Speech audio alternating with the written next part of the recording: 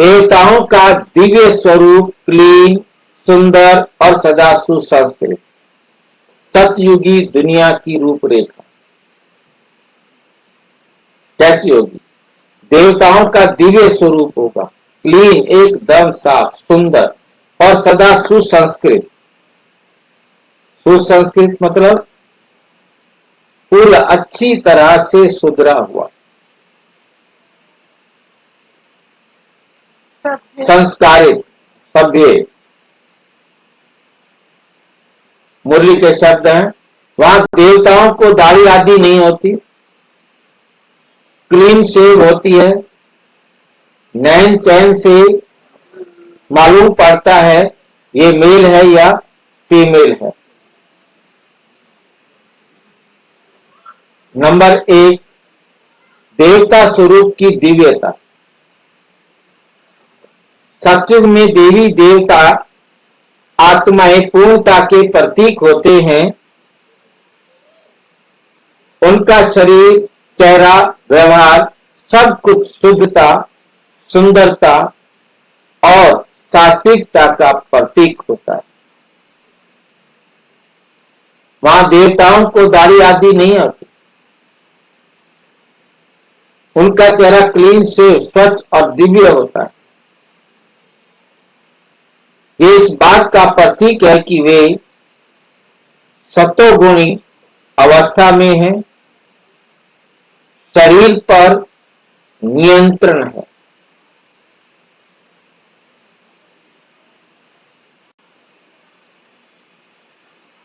विकारों से रहित हैं, बच्चों जैसी कोमल और निर्मल,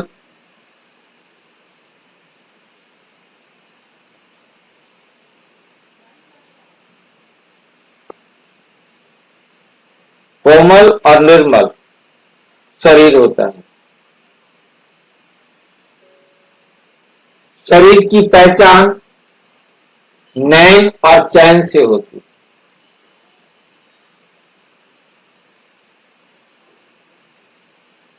सतयुग में मेल, पुरुष और फीमेल, स्त्री की पहचान दाढ़ी, मूछ या भारी शरीर से नहीं होती,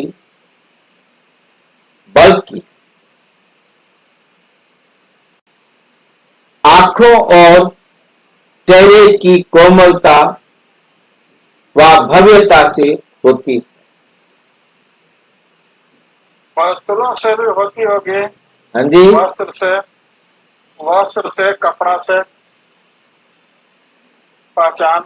हाँ, वो कपड़े तो इसी प्रकार से होंगे उनको।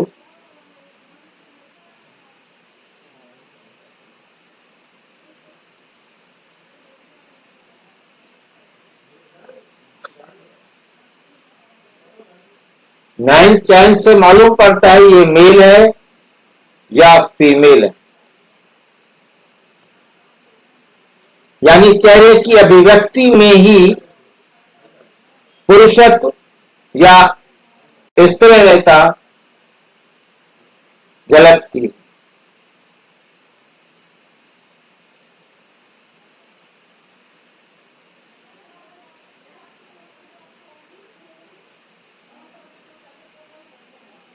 हर आत्मा के शरीर में कोमलता, नेचुरल लाइट, शांत सौंदर्य, उनका जो सौंदर्य है वो शांत होगा।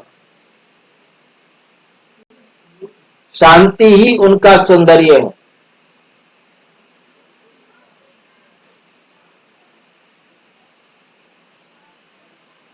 सदा विद्यमान होता है।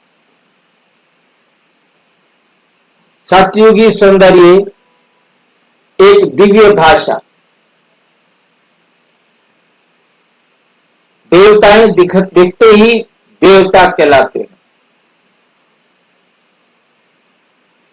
देवताओं को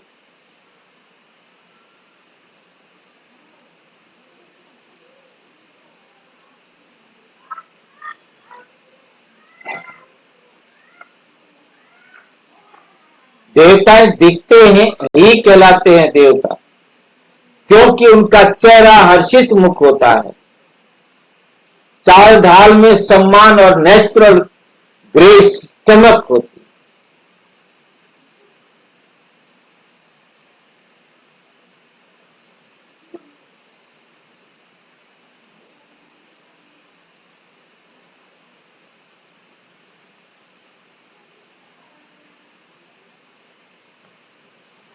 शरीर से पवित्रता की वाणी निकलती है।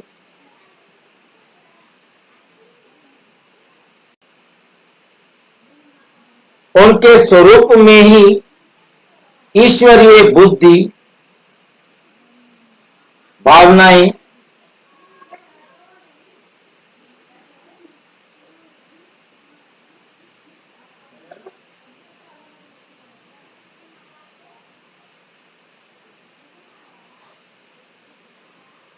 उनके स्वरूप में ईश्वरीय बुद्धि, भावनाएं और मर्यादा छिपी होती है।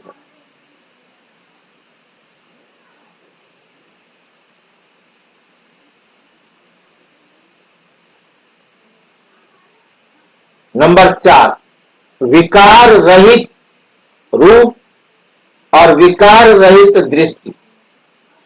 उनका रूप विकार रहित होता है और उनकी दृष्टि भी विकार रहित होती है। जैसे आज की दुनिया में दाढ़ी मूछ के बिना पुरुष अधूरा माना जाता है, सौंदर्य को विकार युक्त नजरों से देखा जाता है।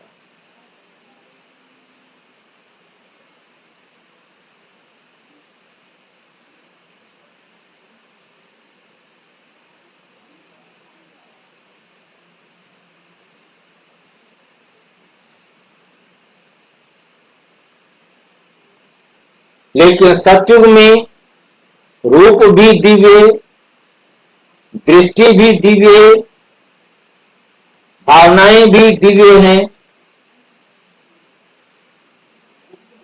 वाक्य विषय, इस ज्ञान से जागेगा आत्म स्मृति। ये ज्ञान हमें याद दिलाता है कि हम वही पावन देवता हैं जिन्होंने कभी विकारों को का अनुभव नहीं किया था।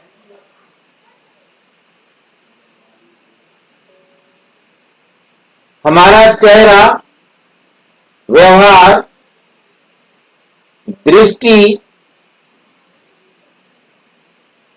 सब दिव्यता से भरे थे।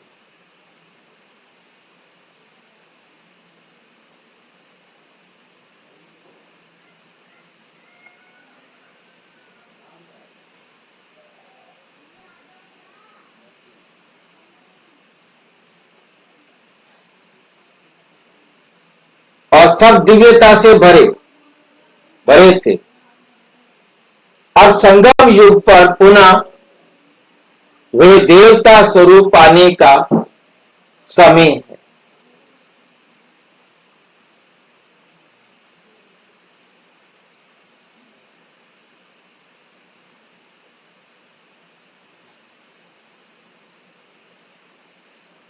अब संगम युग पर पुनः वह देवता स्वरूप पाने का पुरुषार्थ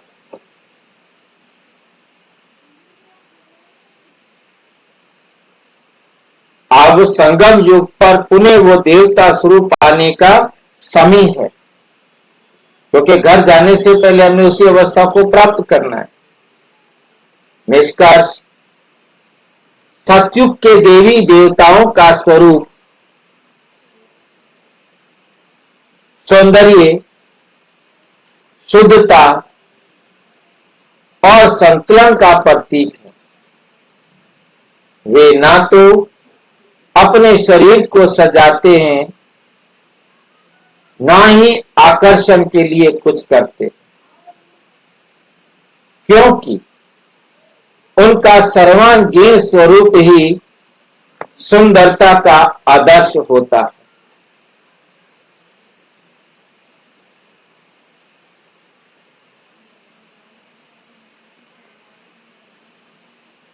अच्छा, ओम शांति। और विस्तार से जानने के लिए प्रजापिता ब्रह्मा कुमारी ईश्वरीय विश्वविद्यालय के किसी भी सेवा केंद्र पर संपर्क करें और यदि कोई प्रश्न है तो 9213106986 पर केवल व्हाट्सएप करें और नहीं। ओम शांति।